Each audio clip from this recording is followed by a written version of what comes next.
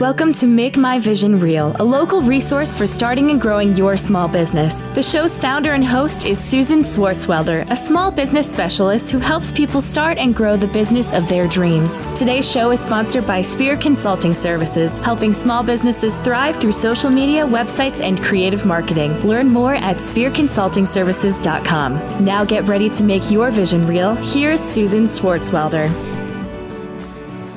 Hi, everyone. Welcome to Make My Vision Real. This is our weekly show that focuses on helping people launch and grow small business. Today's topic is finding your niche. Our guest today is Jennifer Chernisky. Jennifer is the founder and president of Jennasis and Associates. In the early days of Jennifer's career, she decided she wanted to have it all, a family and a role in the business community. She learned about virtual business platforms while working with a group of dentists and doctors. She realized that this was the ticket for balancing her home and work life.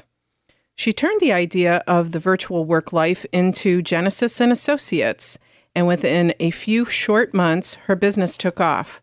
Now Jennifer enjoys a client list of more than 150 clients, ranging from Fortune 500 companies to small nonprofits. She's nationwide, and she has 20 key associates specializing in a wide range of specialties. But that's not all. Jennifer just launched Jennasis Speaks, which is a new kind of speakers bureau. All of this in just 3 short years, coming this January. So, Jennifer, I'd like to welcome you to the show. In reading that, I'm getting goosebumps because, oh my gosh. Thank you, Susan. I knew you when. You did. You knew me when I just launched. Yeah, I knew you when you just launched. And here we Jennasis and Associates. Yep. And you were a newbie in the entrepreneur world. Mm-hmm. And, oh my gosh, how you have grown. Oh my gosh. I have. And if you would have said this was going to be my lot or my path 3 years ago, I would have laughed. If you would have said I would have owned my own business 5 years ago, I would have laughed. It was not on my radar or desire. And I just kind of fell into being an entrepreneur and love it. I got intoxicated and kind of went down that rabbit hole. Yeah. And there's no looking back now. So I find that the interesting topic of sort of specializing, finding that niche is really a great topic for you because of your backstory that goes with it. Absolutely. You know, and so the first part of the show, what I'd like to do is explain to the audience and get them to know you a little bit and get the backstory a little bit, because inspiring others to take that leap of faith in realizing that there is a market out there, there is a niche out there for you. You just sort of have to hone in on what you're good at and what you love to do, and serving that greater purpose. Absolutely. You know, and realizing that the purpose in your life while you're here, right, it can be served by many visions. And so you saw the vision of virtual assisting and sort of took it to a new level. Absolutely. Right? So let's get to know you a little bit and find out, you know, what did you do before you started your new company? Let's get to know that backstory a little bit. Okay. So believe it or not, I got out of college and I was a high school science teacher. Oh, no way. So here I was, age 22. I taught physics, chemistry, bio 2. Wow. And I was 22 years old, graduate of BW, and had 16, 17, 18-year-old students. Wow. And talk about trying not to let anyone see the fear in your eyes. They were only 3-4 years younger than me. Wow. And here I was teaching high school. So that was my initial out of college jumping in career. I think that's harder than being an entrepreneur, to be honest with you. It was a little scary. But I love now. I have my students now are my Facebook friends. I had a student this week that reached out about wanting to be a part of my team. And so there's some great relationships. I only taught for 3 years, but it was an amazing time of my life. Okay. All right. And then what did you do after teaching? So at that point, I also was married, newly married. And when I had my son, who is now 12 and a half years old, my husband at the time and I decided that I was going to stay home and raise our babies. Oh, how great. So I pulled out of being a teacher, and in the short time of a 4.5-year period, I had 3 children. And so, Wow. So it was a big transition. One right after another. I do. And it was a big transition. So, my lot in life is when I, start something, I start big. And Yeah, you go big or go home, right? Exactly. So I had 3 kids and was a stay-at-home mom.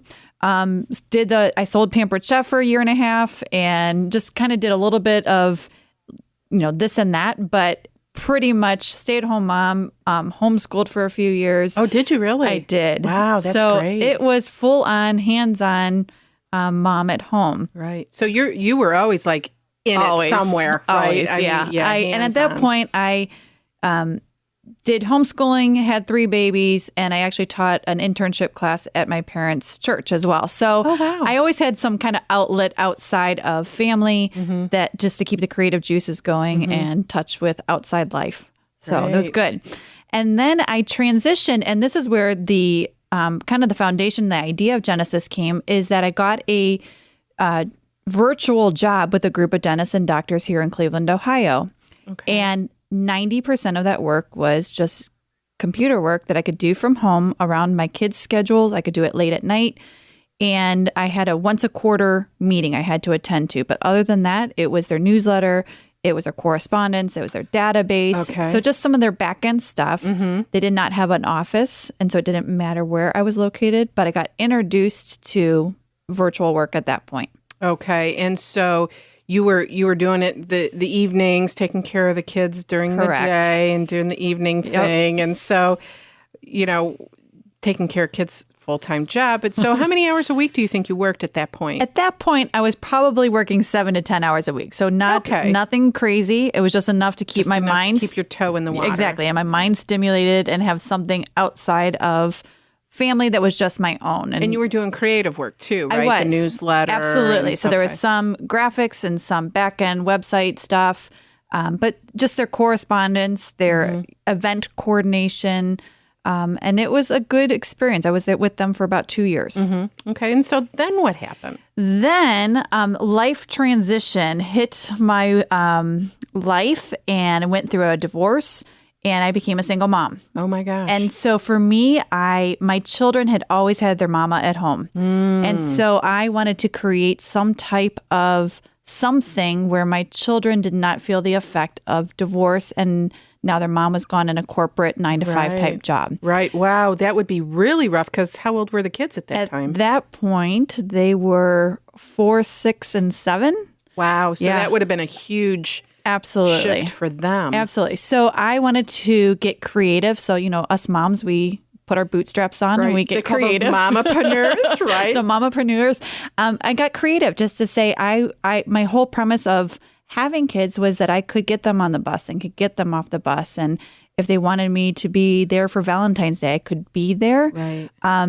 So I tried to create something that they did not feel the effect of their day-to-day mom interaction with them. Right. And so that was kind of where the idea said that I didn't know who would hire me. I had my youngest at the time was in kindergarten. Okay. And who was going to hire me from? I can show up at 8, but I have to leave by 10:30. She was like, who's going to hire you for that? No one. So it was, okay, so if it's not out there, then let's create it and see what happens. And and so how many years ago was that? That was about 3 years ago. Okay. And so at that point, the first month, I just reached out to a few key business women in Cleveland, Ohio, and asked if they knew of anyone or if they needed virtual work done. So any back-end support in just admin assistant, Word document, newsletters, stuff that I could still do around my kids' schedule, but again, get that creative juices flowing, get some revenue streams going. Right. And I immediately had 2 clients that month. Okay, so these were people that you were introduced through your own network, My your own church network. or Yep, whatever. Exactly. Okay. So it was family connections, neighbor connection actually was the other one, and just asking for resource and anyone have ideas. And so 2 clients, the next month I had 6 and the next month I had 12. And I went, okay, we hit a niche. We hit something here. Because, and the premise of the niche was with the 2008, 9, 10 downsizing, Right.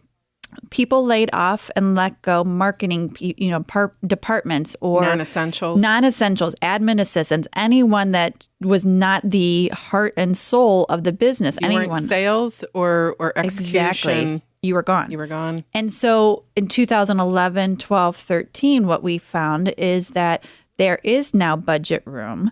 And so, but they don't want to hire someone full time. They don't want to hire a $40,000 person with benefits, vacation, office supplies. They want to spend $5,000 to $10,000 a year for the projects they need to have done when they need to have them done. And it's just that small overhead compared to, Right. $40K plus all the extras. Right, right. So businesses have realized, and plus, technology has grown. Absolutely. Over That the has last 3 years. been So huge. it's exploded. We're living in the clouds now Exactly. with our databases, and the applications are service software as a service. Absolutely. You're not the infrastructure there is a lot less. So companies have found a way to really reduce through the lean times and not have to bring Correct. back on, because technology has stepped up to the plate and they have found ways to make it work. And a lot of the organizations that we are now hired for, you would have the CEO or key people who took on responsibilities that they shouldn't have but Right. needed to. They needed to for financial reasons, Right. to take on day-to-day operations that were not their area of expertise, or they're even alike on Right. their part, but they did it for financial reasons.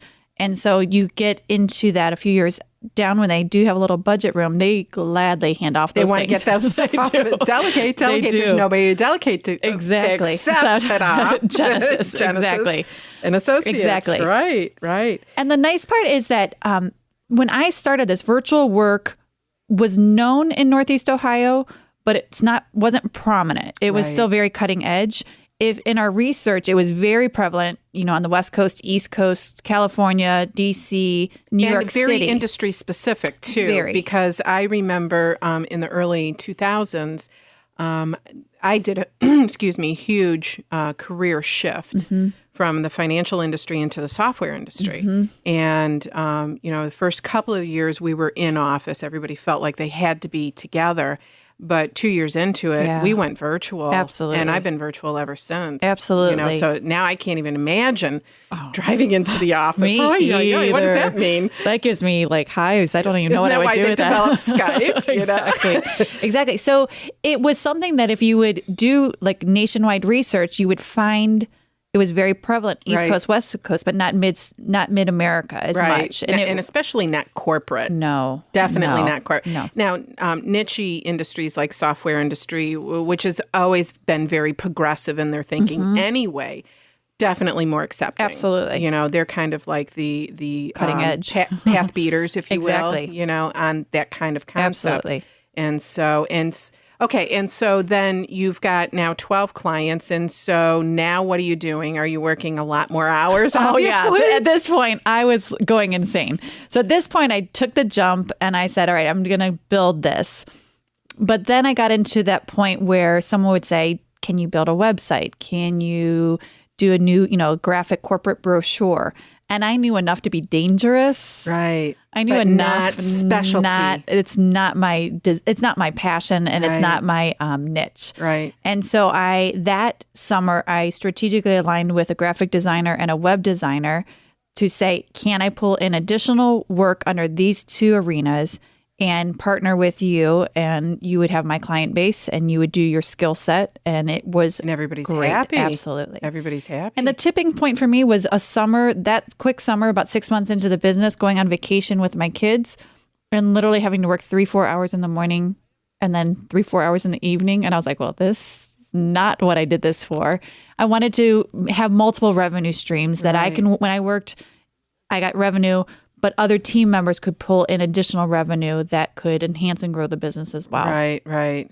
So it was good. It was a good transition, and the deliverables to our clients were obviously top notch then. Right, because you've got specialists doing the Absolutely. specialty work, and they're doing it because that's their passion. Absolutely. Right? So you're delivering top-notch stuff all the time. And I love that they got to the point that they said, Jen, don't touch it. Like, we'd rather you not even start it and then get in there with it over your head. Right, because then they're cleaning up. Yeah, right? they're cleaning up my mess and starting over. So they're like, can we just give it to us with a blank canvas and let us create? Because so that's then what they you do. became the facilitator. I did. Right? And we could then aggressively pursue that we do at that point, we did graphics, virtual work, and web design. So those were kind of our 3 core areas. And in that, we found that we needed writers. So we could pull in a writer or two for blog articles or newsletter writers or website content writers when we were building the website, or for a marketing piece, we needed a writer. So we kind of started finding areas of writing in multiple arenas that we needed writers. And again, I'm a good writer. It's not my passion. Right. It's not my passion. Right. So I, again, go to the drawing board and say, all right, who is better at this? Who likes to do this better than I do? And can they come onto the team and be a writer for the team? Right. So as questions came up from our clients, it was, do we serve that and do we want to serve that? So something like IT, maybe not. Something like accounting, hardcore accounting, maybe not. But anything that would be in the arena of a day-to-day, we need a writer or a proofreader for projects we're already currently working on. That was strategic choice. And this is really interesting. So I want to stop here for a second and talk about this, because back in 3 years ago, websites for the most part were really still pretty static. They were. They were the same. So you built the website, it lasted you 3 to 5 years. And then all of a sudden there was like this huge shift. Google says if it's been there for 3 months, it's stale stuff. And we want to see dynamic content. You are not relevant unless you are dynamic and contributing to the community. So we've become this information hungry kind of consumer of writing. Absolutely. Right? And so, you're riding the edge of the beginning of the wave, right? So, yes, they need writing, they need to have, but now you need content writers. Absolutely. So like this whole big industry is starting to open up, and it's like, okay, technology keeps pushing us forward. And I saw a statistic, I don't know if you've ever seen mine, what is it? Shift Happens, where it's a video and it talks about all of the things that have shifted in the last 3 to 5 years. How many people meet online, how many marriages are matched online, and so anyway, so this is kind of the business shift that's happening. Is that if somebody says, well, I want information, I want fresh content. Okay, if we're not fresh, right? Oh, and I'm getting the music already. We have to take a break. Okay, we are definitely coming back to talk more. So when we come back, we're going to learn a little bit more about her background, and then we're going to get into some of the specific services that she provides. So stay with us. It's a great conversation.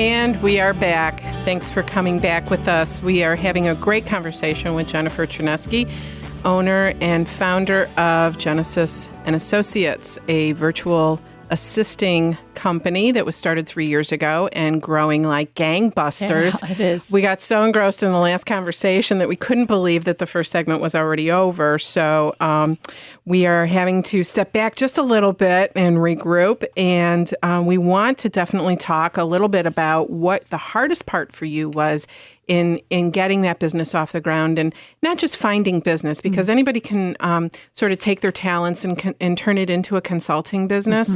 You've already stepped beyond that, which is a really big chasm for a lot of people to step over. Right. So what was the biggest problem for you, and how did you make that transition to business owner? Because that's a big shift. It was huge, because when I launched it, I really envisioned a business of one. Okay, so solopreneurship. Me. I just want extra work. money. I want work to pay my bills. Around you didn't my want kids. a business. You wanted work. I wanted work so I could pay my bills around my kids' schedule. Period. Right. Done. I would have been happy. Right. And then it's funny because I look at my business now 3 years later, and someone says, did you ever envision this? And I say, no, but it's like what's the saying? The frog's in the pot and you turn the pot water up slowly. Like you don't feel the increase of heat or the temperature change. You just adapt to the environment and you grow. And so for me, the hardest part was when the amount of workload was coming in and I either could choose to work 16-hour days, which then went against what I wanted to create in the first place was to be around my kids. Right. Or I needed to find help. And I didn't know how to do that. I had never managed business. I knew how to manage high school students. Right. But that's not quite the same as managing individuals or a business. And so within a year, I strategically sought after a business coach. That was huge. I remember sitting down with my business coach, just kind of in the initial, should you be my coach or not? And he said, what is your 5-year goal? And I said, without hesitation, he goes, you didn't blink. You just said it. You said, I want to dominate the Midwest region of the United States with virtual assistant work as an outsourcing agent to companies, because the whole premise is to allow businesses and entrepreneurs to do what they do best. An attorney goes into business as an attorney because he's passionate about law.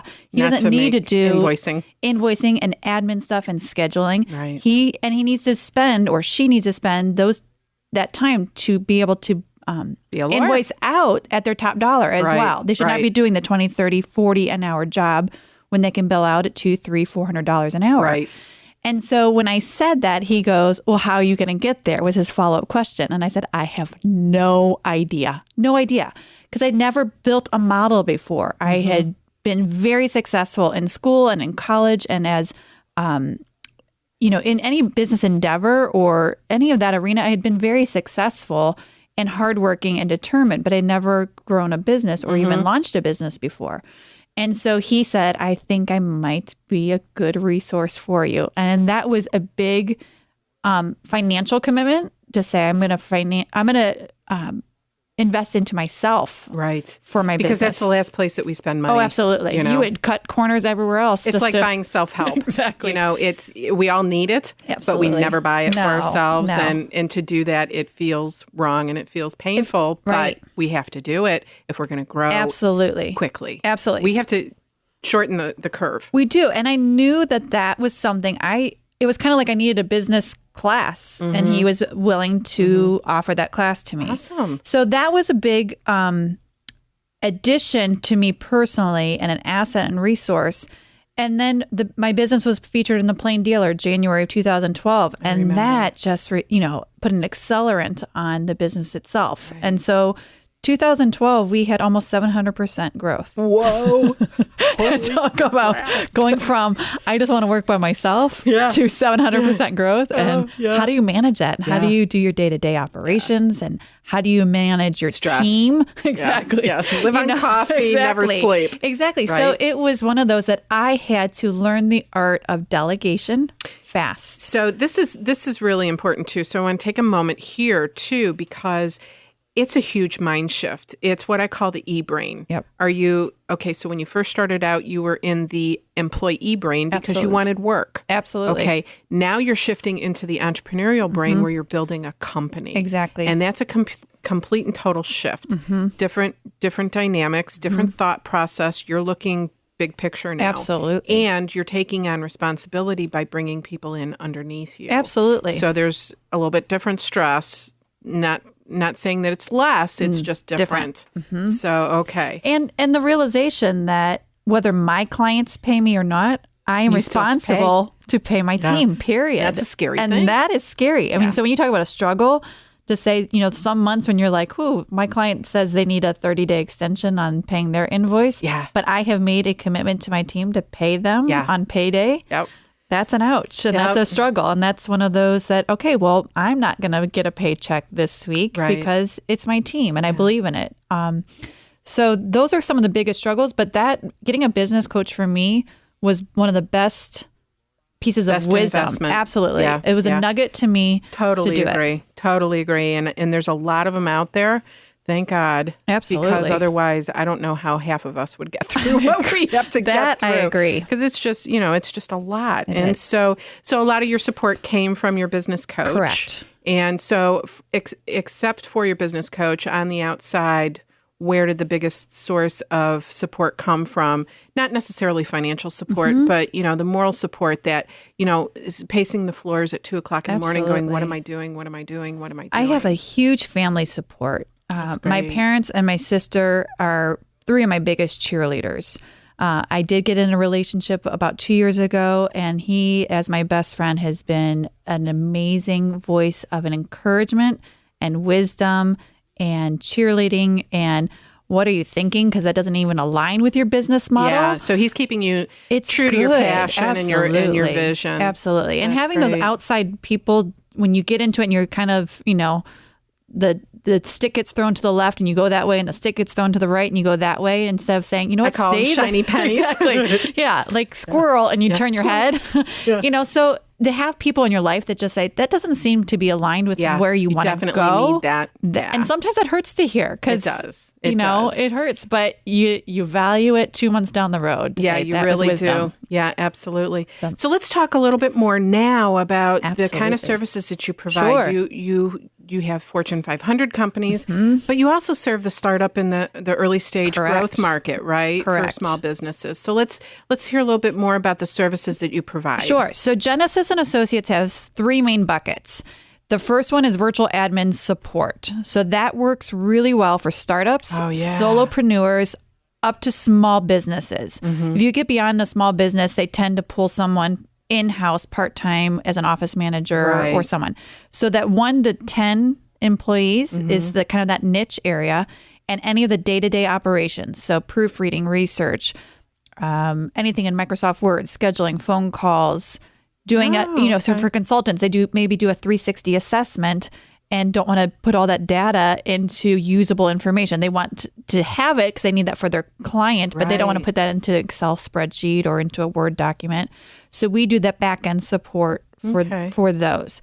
The second bucket is in social media. So we would do a whole social media strategy, implementation, and monthly support. Oh, wow. And at any point, if our businesses, and that works obviously for a small to large business. That's across all of the. I was just starting my social media marketing. That's good. I learned how to do a Facebook ad. We can be support. So at any point, though, we can either train our clients and they can pull it in-house. We can give them the strategy that they can pull in-house, or we can maintain and do all of it. So that's our second bucket. Our third bucket is in marketing and branding. So anything graphic related, corporate brochure, rebranding, website design, that's kind of our third main bucket. So that could be, I just need a rebrand and it's kind of a 3-month campaign or a 6-month campaign, or they need monthly marketing support to be in front of their audience. So it could be an ad, an email campaign, something like that. Okay, great. So now let's talk about the newest baby. The newest baby. My God, you just never stop. You never stop. So the newest baby is Jennasis Speaks. Jennasis Speaks, a different type of speakers bureau. Yeah. So this was the beast that I got asked to consider doing just about this time last year, a little over a year ago. And I thought, that doesn't align with anything I do. I don't know anything about that. So when you say you got asked, who asked you? I had at that point, I had two clients who were solopreneurs who both were professional speakers, who both wanted research and us to find opportunities for more speaking engagements. Okay. So they were speakers themselves. They were speakers as clients who were already, and mostly on the virtual admin side doing support, but they asked us to do research and find them more opportunities. And so it became a logistical issue that if I did research for client A that served client B, what was my ethical responsibility and vice versa. Right. And so we kind of came to the point where we made a Chinese wall that if someone's paying us for our time and research, we could not translate that over to our other client. But that didn't seem to serve either client fully then. Or serve the best efficiency of your own time, right? Absolutely. So we did about 8 months of market research, interviewing speakers bureaus, doing online research, interviewing speakers to say, what can we do and build something differently? And I thought, how do you build a car differently. There's every type of car, and you're asking me to build something. Like building a better mousetrap, right? Exactly. So how do you build something differently? So what we did is we listened to what our speakers wanted, and what we created was a hybrid between a management firm, a PR company, and a speaker's bureau. So we're helping them on their day-to-day stuff. We're helping them with their marketing materials. We're helping them with their social media. We're giving them, here's the best standards and practices for your industry, and holding them to accountability that if you sign on, you're responsible to get your testimonial sheet and your reference sheet and have good video. Otherwise, we can't represent you. Right. So we're holding them to a high standard of industry excellence. And then we're going out to promote them and showcase them and promote them any way we can to associations, corporations, meeting planners, event planners, to have them come in for their keynote workshops, half-day, full-day engagements. That is very exciting. Now, I have to say that I am coming to your internal showcase. Yeah, I'm really excited about we that. We have an internal showcase. You did. We have an internal showcase on October 22nd down at the Conservancy in the Cuyahoga Valley National Park. And we're going to have, right now, we have 15 speakers coming to showcase their speech and get to know each other and build relationships, network. We're going to have a videographer, a photographer. It's an all-day event. All-day event, photographer, press release writer, media kit specialist. So anything that a speaker may need help on, we'll have a resource for. And we have a surprise guest speaker at the end of the day. Oh, awesome. We even get to have a...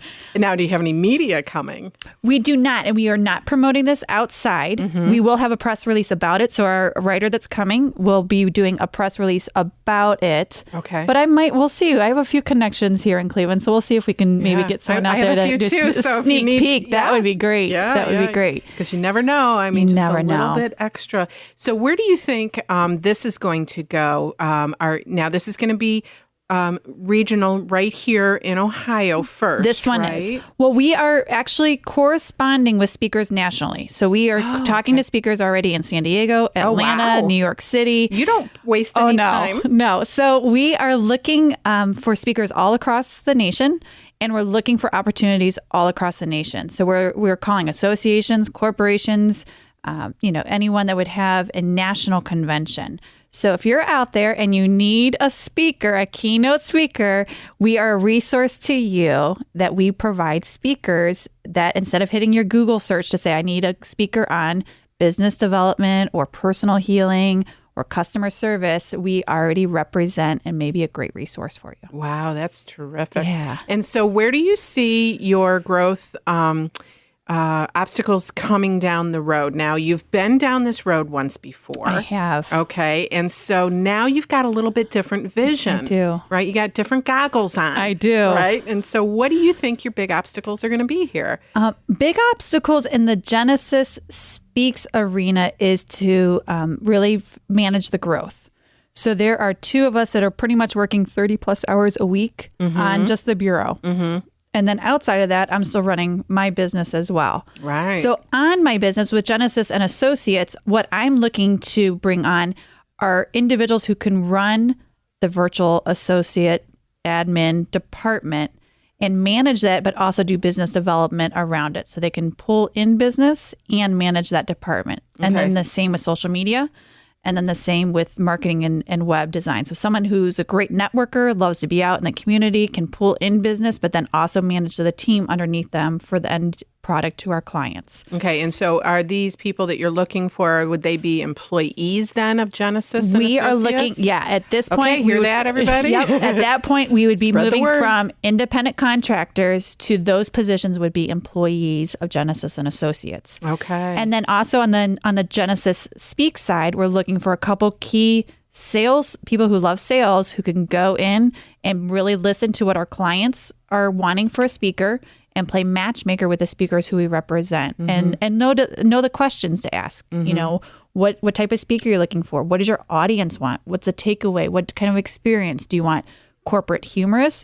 Do you want corporate serious? Do you want corporate educational? Right. So to really understand what they're looking for and then say, well, here's our pool of speakers and here's the best 2 or 3 or 6 that we would recommend for that engagement.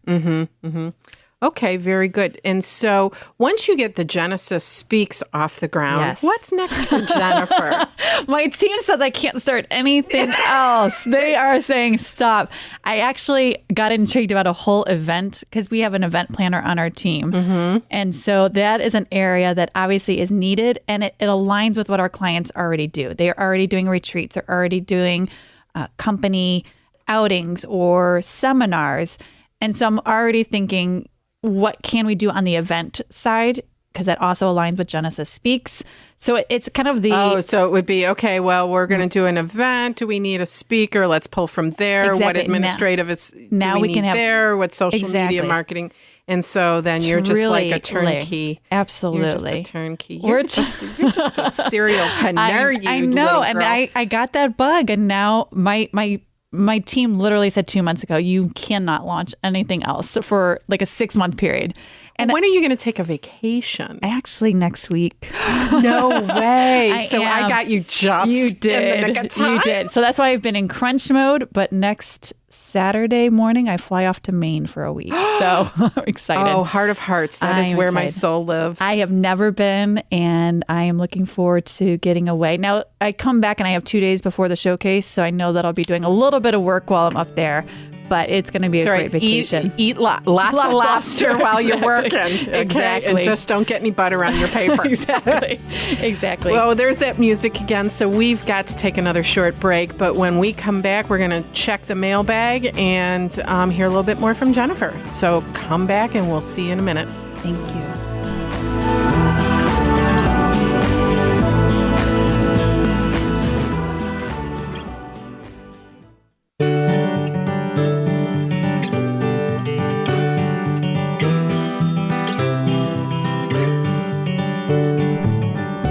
And we are back with Jennifer Chernisky. She is the founder and president of Jennasis and Associates, a virtual assisting company here in Northeast Ohio. And she is now going gangbusters nationwide.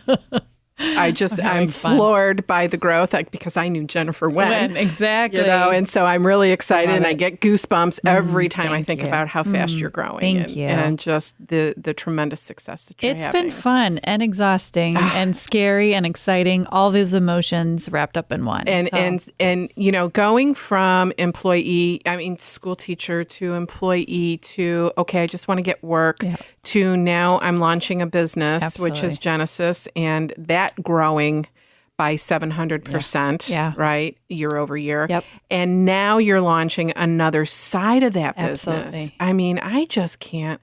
It's like, oh my God, when do you sleep? Crazy.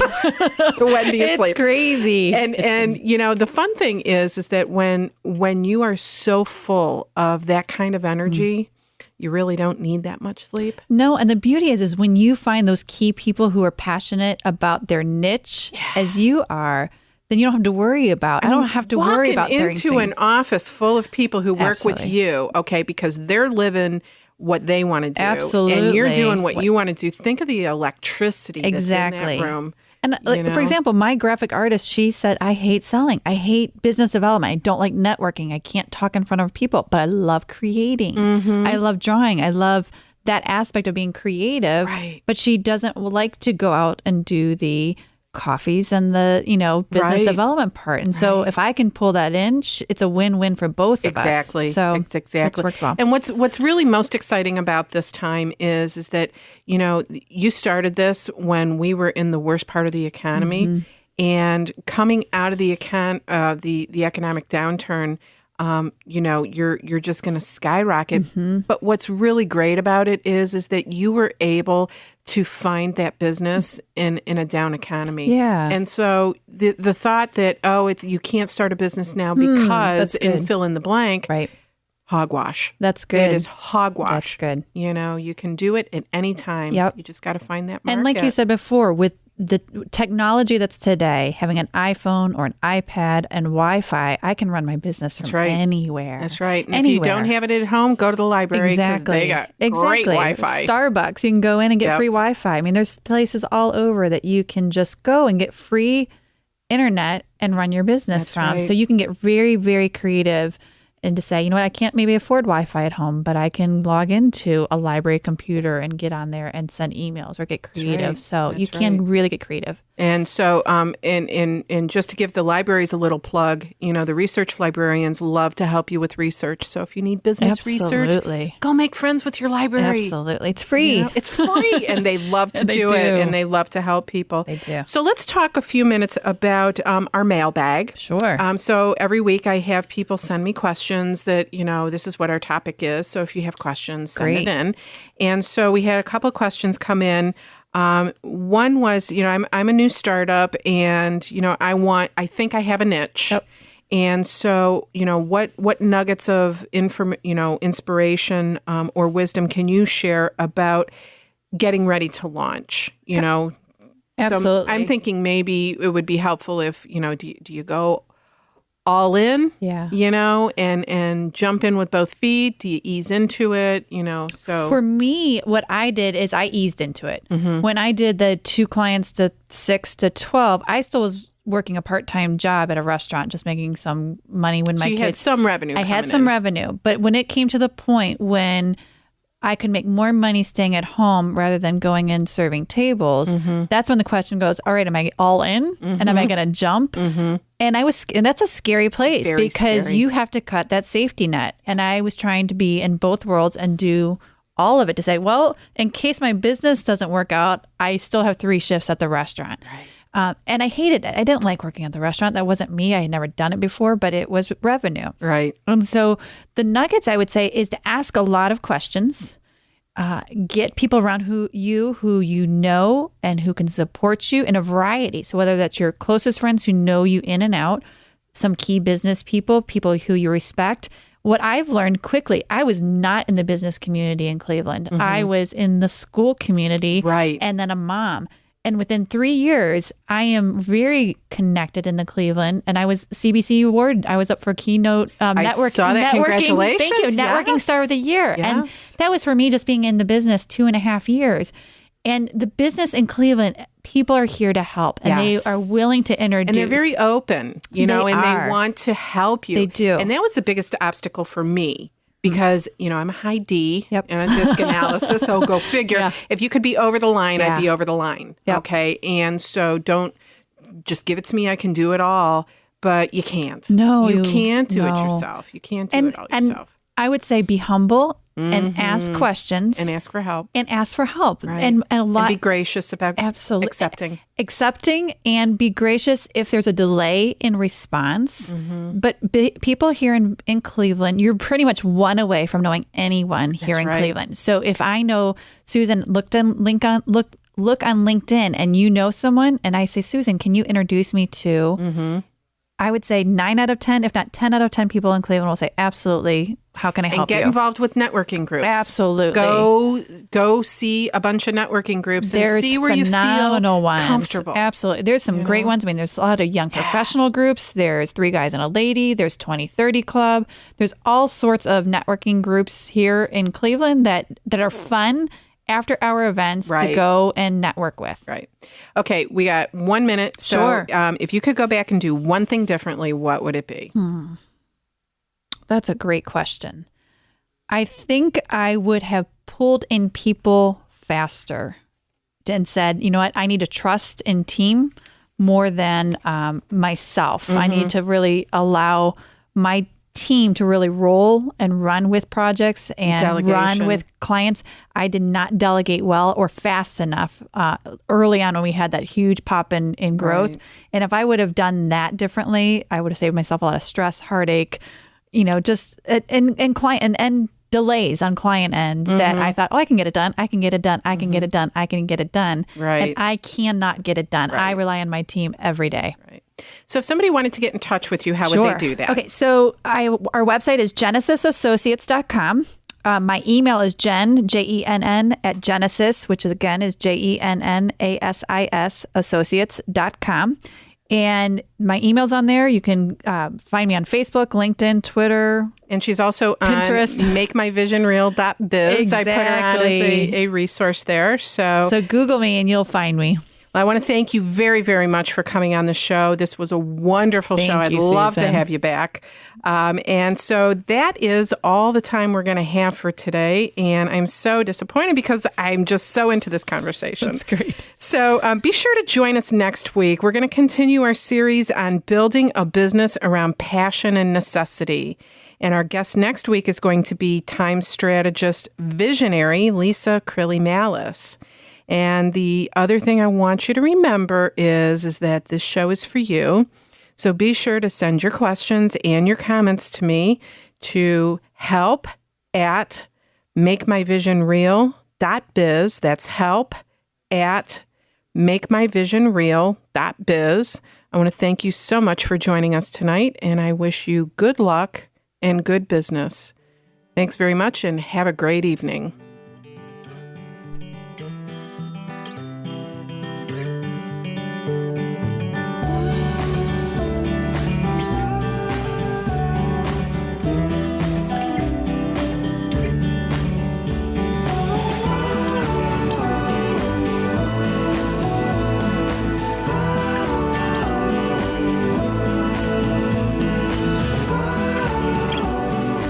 You've been listening to Make My Vision Real, a local resource for starting and growing your small business. Visit MakeMyVisionReal.biz for more information on connections to local resources. Send your questions for next week's show to help@MakeMyVisionReal.biz. Today's program was brought to you by Spear Consulting Services, helping small businesses thrive through social media, websites, and creative marketing. Learn more at SpearConsultingServices.com. The show's founder and host, Susan Swartzwelder, is a small business specialist. Tune in every Sunday